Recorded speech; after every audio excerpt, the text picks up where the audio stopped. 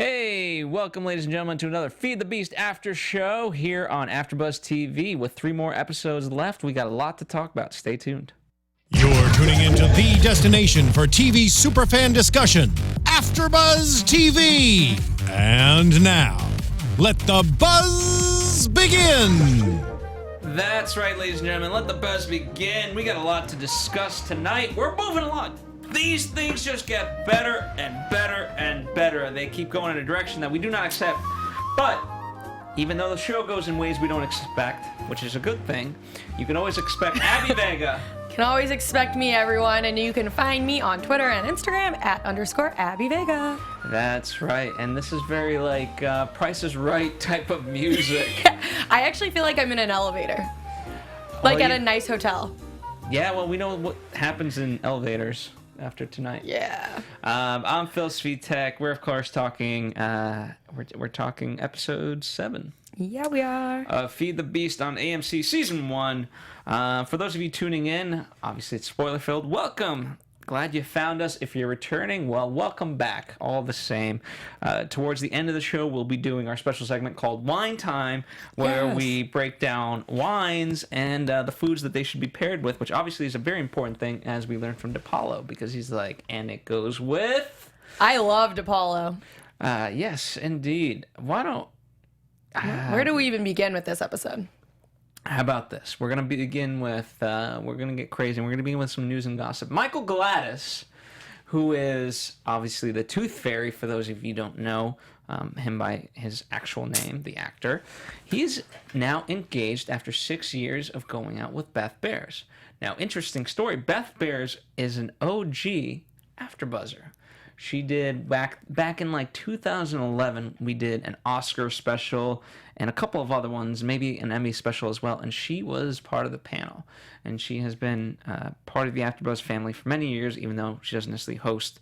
Now, she's always been kind of, like I said, in the family. So congratulations to them. Congrats, that's awesome. That's huge news. That is. So, but going back to the show... Why don't we start with, I guess perhaps a little bit more on the lighter side, where there's light. There's light. There's always it's a little. It's not dark. It's a little bit lighter. It's Pilar.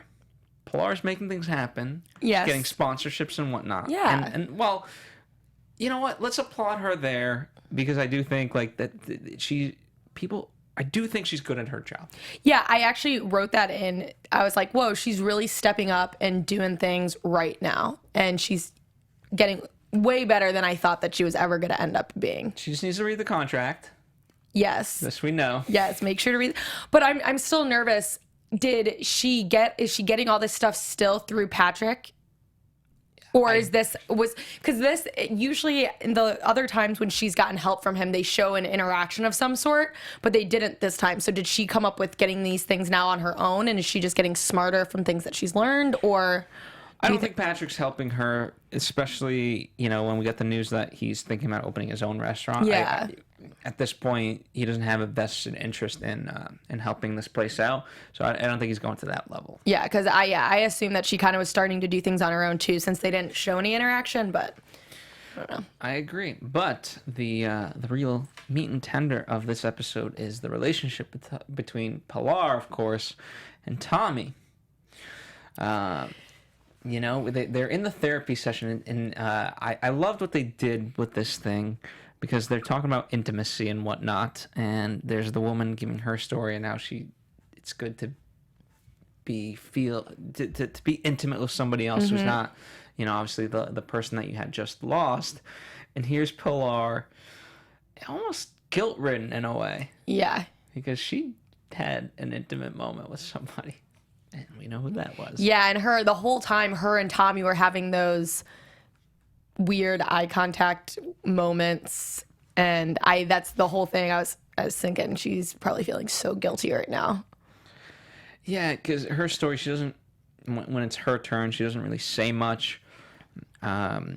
She avoids as much as possible, and yet gives just... And then eventually she does kind of get into it, and that's what obviously triggers Tommy to do the thing that he did. Yeah, which I was actually very surprised with that, just because it was such a drastic, like 1 to 100 kind of. Like, I know they had that moment, but since that moment, there hadn't been much of him showing too much interest, and then now he goes like extreme romantic. Well, one of the things, even before that, one of the things I did like was the fact that we're in this therapy session, and obviously in some ways you need a certain amount of personal space, but the fact that Mos is there, Pilar's there, and they're all part of this therapy group, like, it's amazing to me. They work together, and then they're bringing, because they're bringing obviously their personal stuff and issues to the work environment, and they're also bringing their work environment into lots of business with pleasure and weird stuff happening. I was thinking that too when I saw Mos in there. Is he always in there? Did I just never notice it? Maybe, I don't know. I had never noticed him in there before, but or maybe it was suggested to him that after he just keeps bopping people on the head just because of weird noises that maybe you should get some help. Yeah. But in terms of Tommy, what were you saying? You were saying that that it seemed kind of out of the blue. Or yeah, I mean, I kind of, but I guess maybe not, because after he had that conversation with Dion about Ree, maybe he felt after that like, okay, I can relax. I can actually start to move on now. I think it's also, especially when at the time that it was happening, things were obviously going very bad with the restaurant. And so he's getting to a place where I think he's realizing that, like, just because one aspect of my life isn't going the way that I want it to, doesn't mean my life has to suck. Yeah. And, like, I can have good moments regardless. Yeah, that would make sense. And so, if at that point, if he gained nothing out of this but love interest, then at least, like, okay, it's part of the healing process. So, yeah. So he allowed himself to go on that journey. Yeah, but no, it's just all going to crumble down. Is it? To me, I think that Pilar was just so excited by what was happening that she hasn't fully processed what's going to happen when she tells him. And I think it would have been just way better for her to just tell him right up front about Dion. And I think it was a mistake that she didn't. Definitely with what we learned later in the episode, it's just, no, it's going to be bad. Well, I think it was going to be bad one way or the other. Yeah. And there's no good way to go about it. Yeah, but I feel like it's always, in my opinion, it's always worse when you build upon something and everything's going good when you're withholding information from the very beginning, because it's pretty much built on a lie compared to the fact if you just tell them straightforward and then it's like, okay, you can either choose to have a clean start or not. But I feel like it hurts the person way more if they had that information the whole time and continue to grow in it, Maybe she got amnesia. I don't know. Maybe no, it was her sister who fell and hit her head. Never mind. So, yeah, definitely a lot going on there, and it's going to be interesting to see, to kind of jump in a different direction. Obviously, Marissa, she's dealing with a lot. She's in the Tommy position in many ways, because she's the, what would you call it? She's being cheated on, so she's the cheat. She's being cheated on? Well, yeah, because she let Dion back into her life, and she says to Pilar, let me know. Oh, yeah. I completely forgot about that. Yeah, you're right. But he's not really doing anything now. He just had, like, that thing with Pilar. Oh, so it was a one-time mistake. It's all good. I mean, it's bad all around. But just because I expect nothing from Dion anymore. Like, are you kidding me? What a little poop head. I had some credit for him trying to stand up to the Tooth Fairy today. I thought, you know what, he's going to face this head on, and he's going to try to fix things. And it was going in that direction, and then he just didn't follow through. And his past just keeps eating away. He keeps putting on these Band-Aids on these situations that require so much more. Can we talk about Dion? Yes. Because I can't hold it in, because I feel like everything I relate back. Because when you were talking about him standing up to the Tooth Fairy, in my mind, I was very surprised that he was just straightforward. I didn't expect him to just be like, I sold some of it, it's not all there.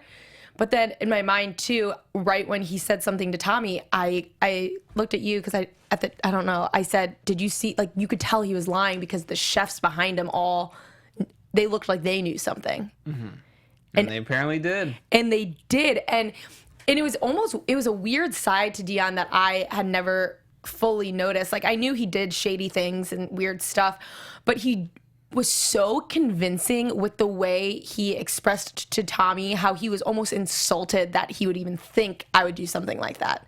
He was very convincing. And that's why my notes are so weird, because I go, whoa, Tommy just straight up asked him. He seems genuinely mad that he would even think that. But then right when they hugged and I saw the chefs, I go, he is lying. But how is he so good at it? Well, part of it was he went on the offensive. Oh, what the videos that we were made to post about how to, the how-to cooking videos. So, like, obviously it was supposed to be common knowledge that they were doing these videos. Yeah. And obviously there was some of them got posted. This just happened to be the bonus features. Apparently, he's like, you wiped whipped cream off her lip. Something hilarious. But I just knew he was lying, and I was so curious to how it was going to come out, and I loved the way that they exposed that. And yet didn't. Well, they did. Yeah, they did, but they didn't. And I thought that was awesome how they did that, because... And still, like, in the sense of, if you're Tommy, we'll talk about DePaulo and all that, because that was... To bring this guy in, that was an amazing storyline just in general. Yeah. And to make him and Tommy friends, and that's how he finds out. But still, the problem is that if you're Tommy, there's still a linger of a doubt, because all he knows that he can prove that it's a black chef, female. Oh, see, I think Dion and Tommy's face said it all. Like, in that moment when he said that, like I said, I knew that Dion was lying, and I knew it would eventually come out, but I was not expecting it to come out in this episode anymore, because the way they did that, and yeah, I guess he just knows it's a black female. But did you see the way Dion looked at Tommy like, oh crap? Because he wanted, what's his name? DePaulo. He wanted him to stop talking, and he's like, Tommy, you don't want to hear this, like trying to play it off as, oh, it's just old stories, you don't need to hear it. And then when I knew it, but like, whoa. Yeah. Yeah, you know what? That's what sucks. And I think that Paulo and Tommy could actually be good friends. Mm-hmm. I don't think they'll stay friends. Obviously, there's both have too much going on in their minds. But the way they play that with the friendship. Yeah. And I like him too. You said that's like a good... Bringing him in general, I thought was good, and I think it's nice to get this new character, and I like that he's a new character, but he's not like a bad guy or like a mob guy. He's just very separate, Yeah, and obviously Tommy points out to Dion the fact that obviously Dion has been pushing him to do things that Tommy didn't want to do, obviously with getting the investment money from the father and whatnot, but nonetheless... It's always been easier for Dion to do it because Tommy has nothing to hide. Yes. And so it's not just that Dion feels uncomfortable because, like, okay, it's something, whatever, that he's uncomfortable with doing. But it's not as surface as Tommy. It goes, again, into these weird territories. Yeah. And that's why he has to, like, super protect himself. And unfortunately, in this case, he couldn't. Yeah, and now that it brings up, I mean, this could just be another far-fetched thing, but it still just makes me question TJ, and I just want to know when. I guess we'll find out more because it was a major cliffhanger, just about more when this happened and how many times it happened and things like that. There's a lot to learn still with this. I mean, that was pretty graphic. The sound of the headboard kept me up all night. I was like, oh, God. And this guy doesn't, I mean, I like how he just was talking about it. Like, he has no idea what's going on. Like, you know what you tell me if I'm wrong, but if you're Tommy in that situation, yes. You know what sucks? What? You're like, I've never had a headboard banging moment in my, like... that must be the worst. The sex that they probably had was the most tame sex I know ever in comparison to that description. I know. And by the way, that's a tame night for Dion. Yeah, for real. I mean, that's just got to be heartbreaking and just knowing that your supposed to be best friend straight up lied like so much, and he made Tommy feel crazy. I'm pretty sure it was like, are you going through a crazy breakdown? He pretty much called him insane for thinking that. And you could see Tommy actually felt, oh my gosh, am I crazy for thinking this? I feel bad. He felt genuinely bad that he would accuse Dion of this. And then to find out that he was lying, it's just all bad. Very bad. All bad. Why can't they be like Savages, the movie? They just all need... Like Lively, like both dudes equally I in know, that movie. And it's they just... got to have her. I feel like Dion would be down for that. It's not much as Tommy's scene, I don't think. If they can accept, they've both been with Pilar, so. That's a whole nother story. It's just all bad. All bad. Aye. All right, let's kind of switch gears for a moment. Well, we'll keep switching gears and ping pong back and forth, but cool. Let's go to TJ. Yes. The beautiful mural that he puts up in his school, along with the girl. Well, I'm blanking on her name. She knows. We know she's the daughter of Mrs. Chang. Yeah, I forget her name too.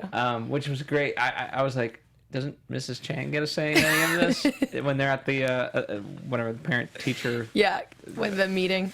Yeah, but nonetheless, yeah, it was so brutal because I knew exactly when they weren't showing the mural for a long time. I was like, I know where this is going. See, I didn't see it coming. You thought kids were just in awe of it? Didn't someone say we have fans?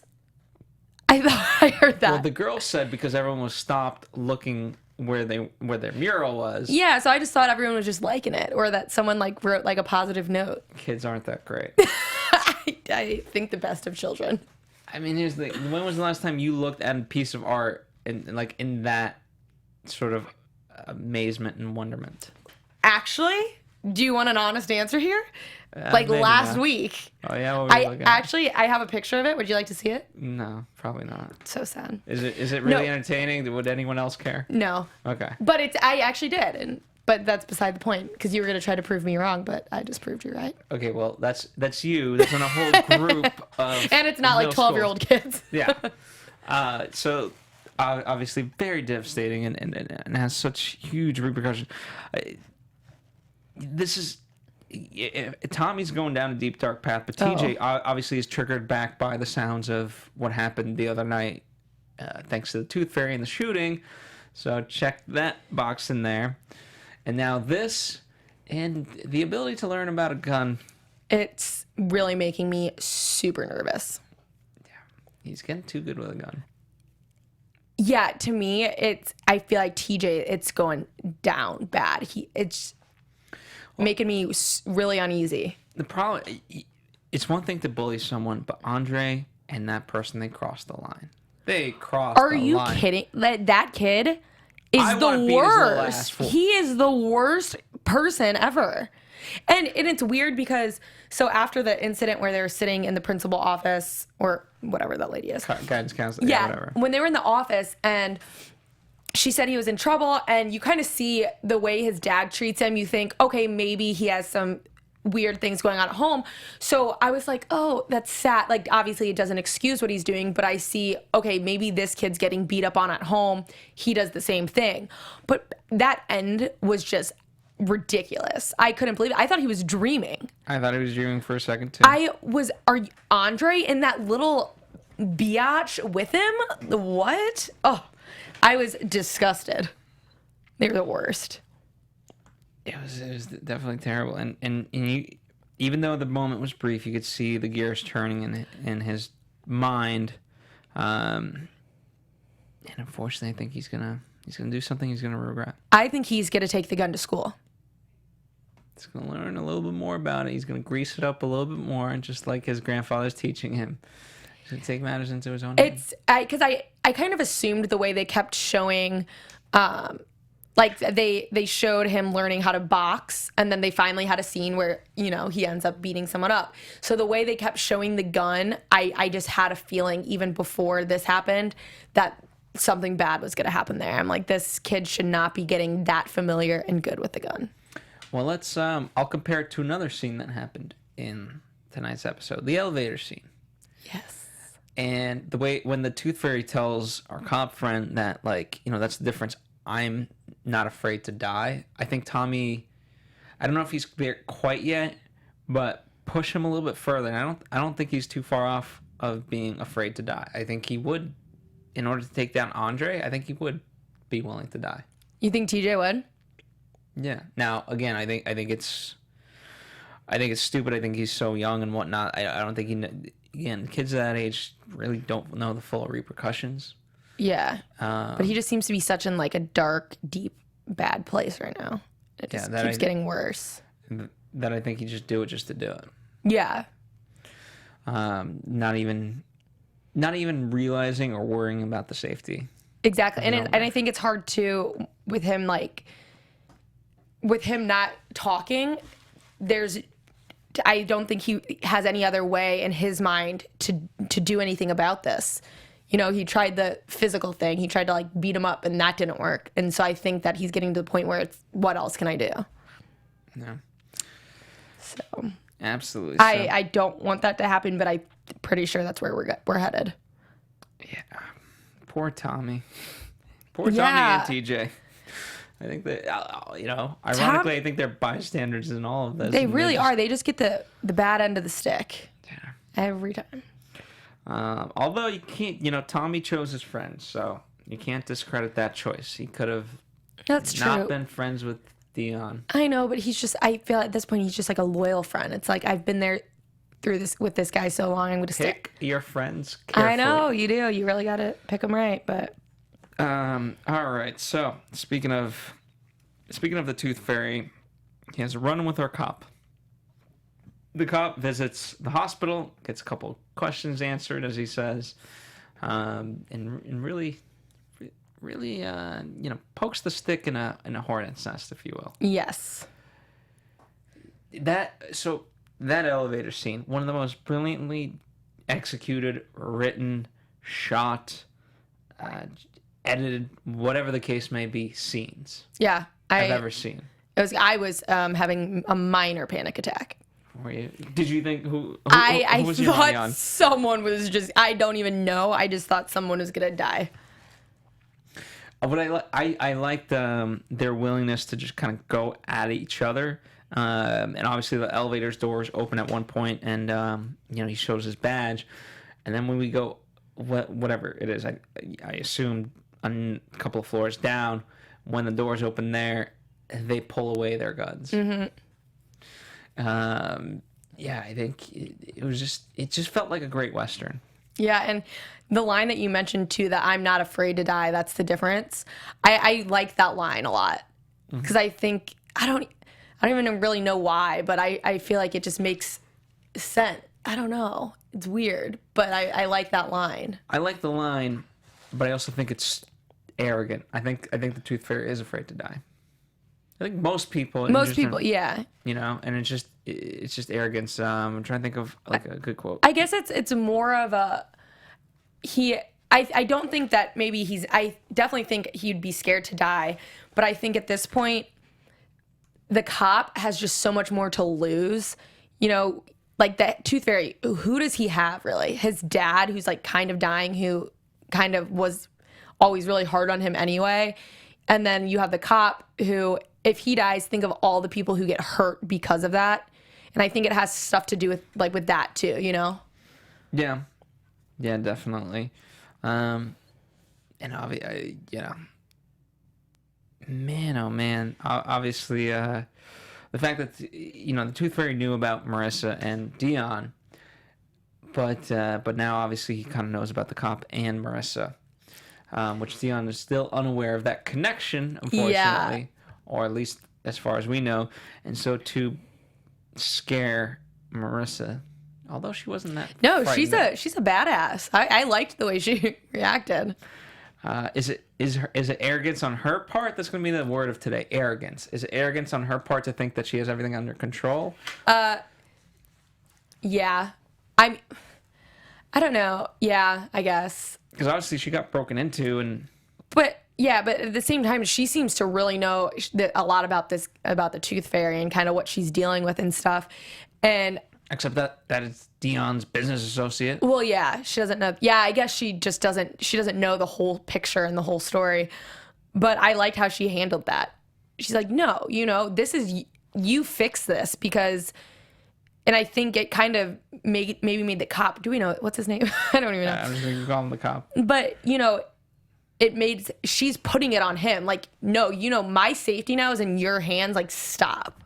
And I like the way she did that. She's like, I'm not gonna live like this because of what you're trying to do right now. Mm-hmm. And I thought that was kind of cool. Yeah. And like most men, he interprets that to, I have to kill the Tooth Fairy. Yes. So he goes and tells Dion, hey, I'm going to eventually text you or call you, whatever he says, and it'll be to kill the Tooth Fairy. Dion has no choice but to accept this.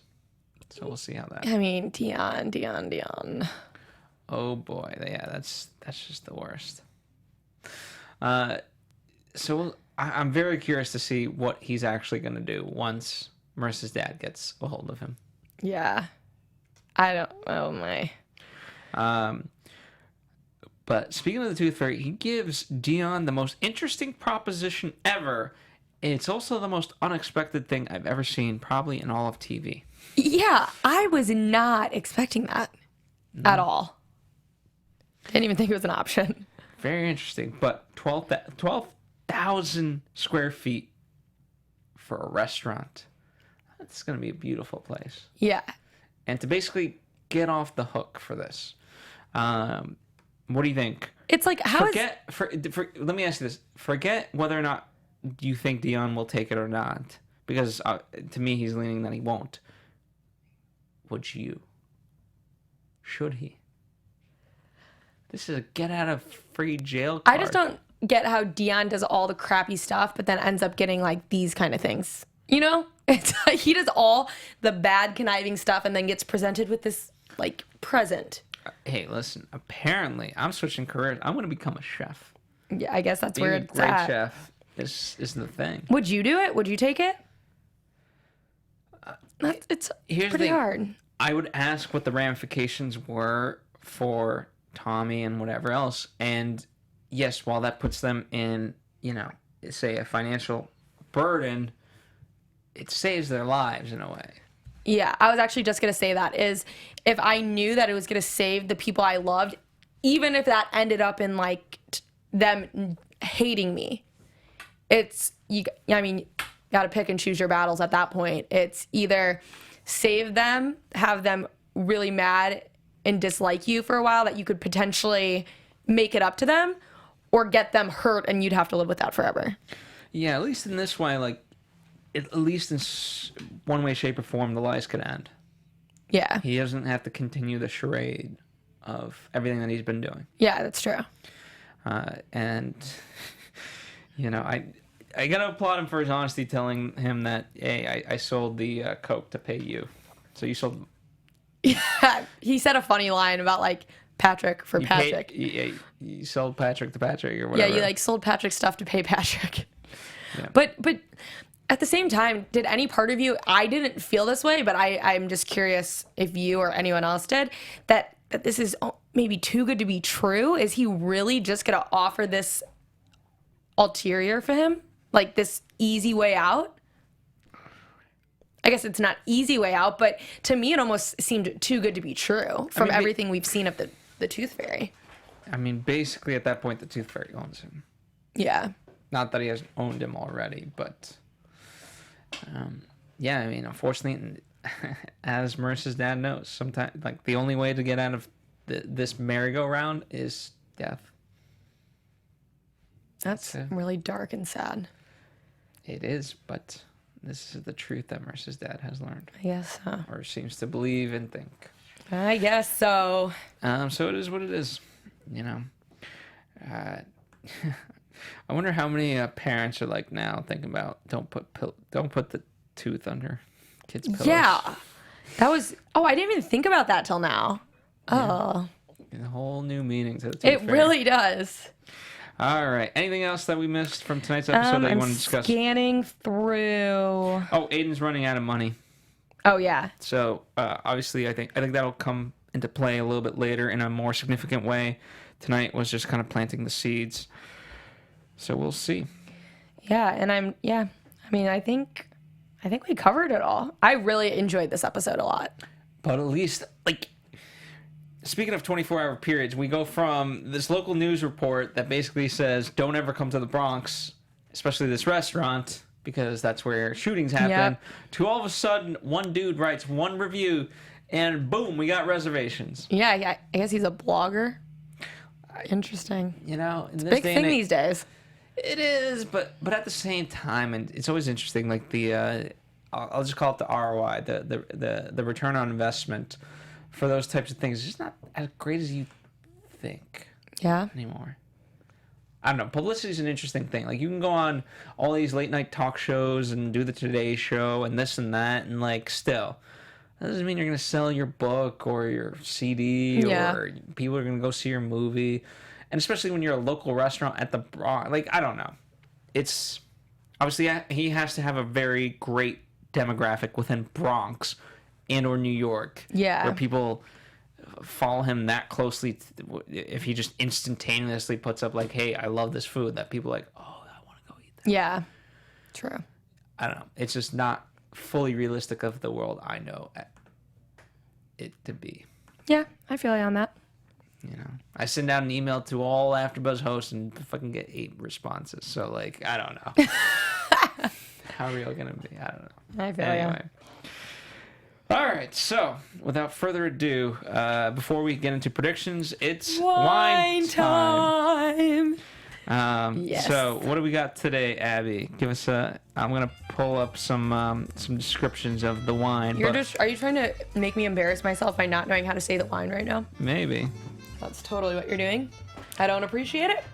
Why not? What is it? Malbec. It comes from Argentina. Am I saying it right? Yes. Did my phone just die? Shit. Want me to pull it up? Yeah. Look up the description. Why does my phone always die at the most inopportune moments? I don't know. Anyway, this is an Alamos, the wines of Catina. It is from Argentina. It's a 2014. And on the back it reads, the Alamos vineyards of Mendoza, Argentina lie in the foothills of the Andes Mountains. Alamos wines are born of the intense mountain sunlight and pure snowmelt water of the Andes and embody the richness of this rugged, remote region. Cultivated by the Cantina family for over hundreds of years, Mendoza's vineyards are among the highest in the world. The Malbec displays dark cherry and blackberry flavors with a long, lingering finish. This balanced and full-flavored wine is excellent with grilled meats and vegetables. So, speaking of grilled meats, we've got, you've got the New York strip. I've got the top sirloin. Now, she's finished her veggies, so that's good. Now, all she's got left is the meat and potatoes, literally. And I pulled up Malbec. I'm saying that right. Yes. It's a purple grape variety used in making red wine. The grapes tend to have an inky dark color and robust tannins, and are known as one of the 6 grapes allowed in the blend of red Bordeaux wine. Notable regions are Argentina, Chile, California, southwest of France, origin in France. Fun stuff. You know, since I did like Dante DePaulo and Tommy kind of going back and forth between the wine. I like, like I've Dante. got 20 cases of this wine. Can I interest you in one that you don't have? Yeah. It's like, can I just give you a glass of one that you don't have? Yeah. And they had fun with it, you know? Yeah. I just want to like live him. life just drinking wine and just be I need like, a steak. I need a steak knife. You've got your... My teeth. I was going to say your plastic utensil, but... anyway, so that's kind of wine time. So enjoy. Next time you're making some grilled steak or chicken could go with it, I guess. You know, have a Malbec. And Yeah, it's really good. like I said, this is Alamos from Argentina. So give it a try. Phil's better at wine time than I am. Listen, I've been wine time for... Anyway. Predictions? Predictions time. Yeah. Here we It's like, where are the lights? And now, your AfterBuzz TV predictions. 3 more episodes to go. The truth is out. We get that interesting dynamic where Tommy says, hey, we just have to work together.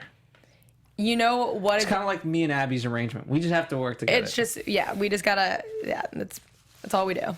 And once the cameras are off, we hate each other. You know what scene I can like fully predict already, like an exact scene, and I am feeling pretty good about it. It just came to me. Describe it. You better be right. So, Tommy is gonna find out, obviously for sure, that Rhea and Dion slept together.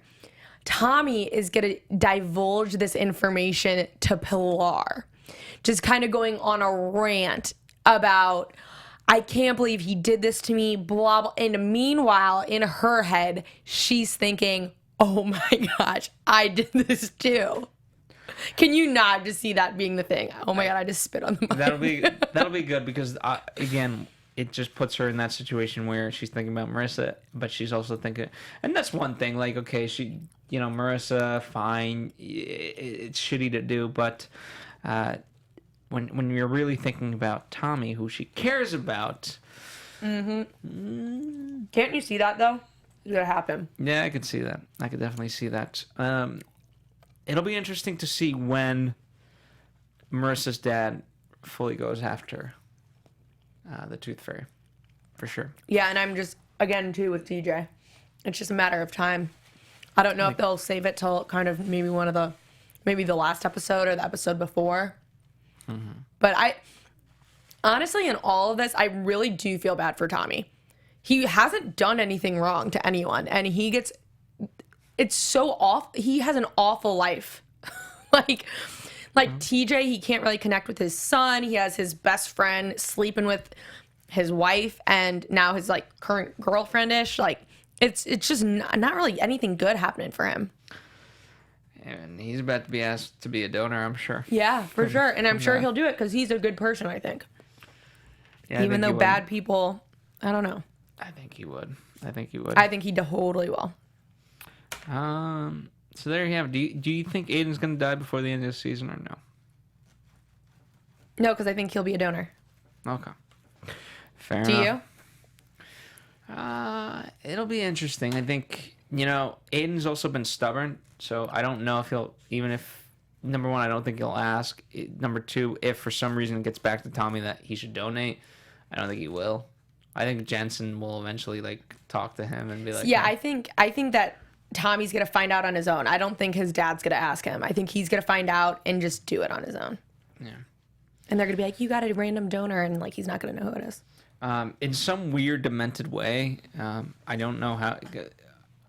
Because I think Tommy could ultimately work for the Tooth Fairy as well, at this amazing restaurant. But I think if Aiden was to shut down funding for this restaurant, it might not be the worst thing for them. Oh yeah, because it would certainly make Dion's decision a lot easier in terms of what to do with the Tooth Fairy. So that could be interesting. I don't think it'll go that way, but it's a nice. Yeah, I don't think Dion deserves any easy things right now. No. He's on my bad list. Like I said, he just puts Band-Aids over gashing wounds. Between him and Andre, I would take him down. Well, Andre's a little bit more demented and you know what I mean? Dion at least means well. He just screws people over. Yeah. And I don't know if that's better or worse. Ultimately, it depends on utilitarianism or whatever you believe in. Andre is the straight up piece of shit. Yeah, he's the worst. That's what I'll say. I'll call him a piece of shit because he is a piece of shit. He is. Anyway, that's what I think. So I'm excited for the last 3 episodes. They're gonna be good. They'll certainly be good. Abby's working on getting us guests. No pressure there, Abby. Just for our fans, get some guests. I'm gonna put pressure on you too. And also for those of you who comment on our shows, thank you guys for doing that. Your opinions are always fantastic. I love reading them. I comment back. Abby could care less. Oh my God, that is not true. Stop it. Oh yeah. What was the latest comment that you read that you enjoyed? Oh my gosh, stop! You're putting me on the spot. Oh, well, okay, look. Someone doesn't read the comments. I read them. All right, well, that about does it. If you don't want to talk to Abby, where can they not talk to you? At _ Abby Vega. So definitely don't talk to her there. Don't talk to me. And follow us here at AfterBuzz TV, Facebook, Twitter, Instagram, and Snapchat. So look at all that. All the social medias. And we'll be back for the last 3 episodes, certainly. Thank you guys for listening. If you're a brand new listener, viewer, thank you guys for joining us. Thanks. Hope you enjoy the rest of the episodes, and we'll see you guys next time. Bye. From executive producers Maria Menounos, Kevin Undergaro, Phil Svitek, and the entire AfterBuzz TV staff, we would like to thank you for listening to the AfterBuzz TV network. To watch or listen to other after shows and post comments or questions, be sure to visit AfterBuzzTV.com. I'm Sir Richard Wentworth, and this has been a presentation of AfterBuzz TV. Buzz you later. The views expressed herein are those of the hosts only and do not necessarily reflect the views of AfterBuzz TV or its owners or principals.